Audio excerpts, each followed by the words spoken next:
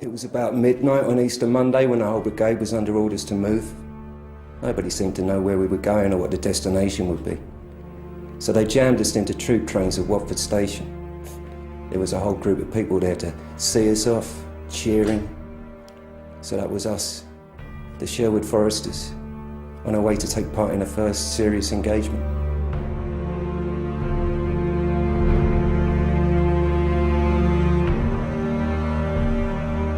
On Wednesday about noon, 2 girls arrived with a dispatch. Said the English had landed and were advancing on the city. "This is it, Michael," I said. When luckily he went into the bathroom.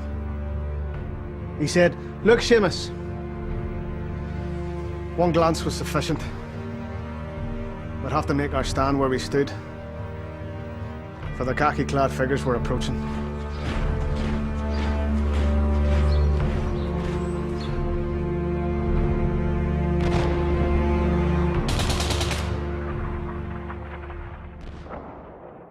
The Tommies were bewildered, unable to locate the source of the volleys, and their casualties grew.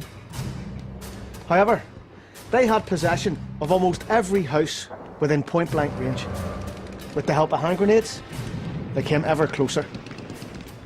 I was forced from window to window, seeking a spot to return their fire.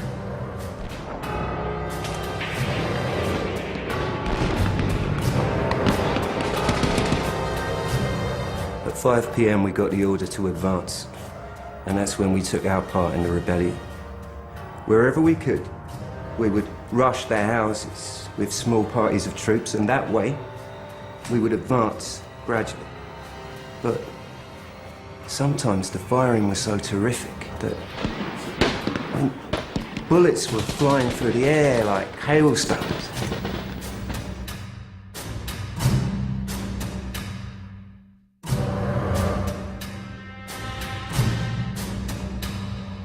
Do not believe any person who tells you he does not know what fear is, because there were moments when the fire was so intense I could not reply. I trembled from head to foot in a panic of fear. And it was only when I was able to reply to their fire that I could overcome the fear.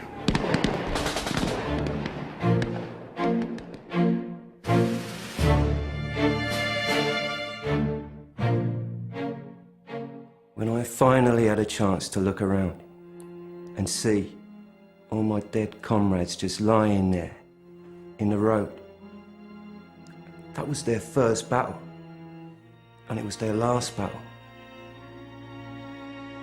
That was what made us so determined to wipe out those heartless wretches that was the cause of all this trouble, and take revenge for the fallen ones.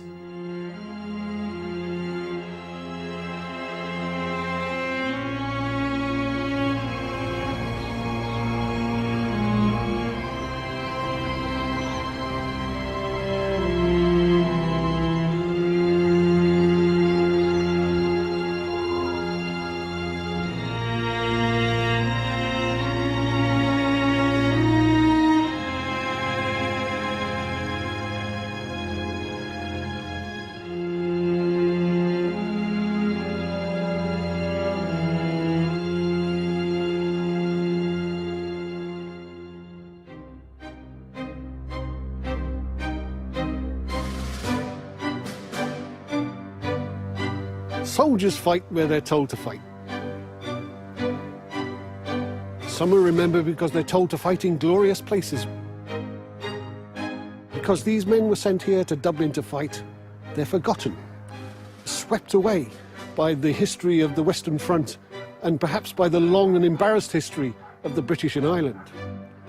But you know, the time has come to remember them now, because whatever happened here in Dublin, whatever the British soldiers did, they died a soldier's death, as brave as any soldier that fell on the Western Front. And it's time to remember them.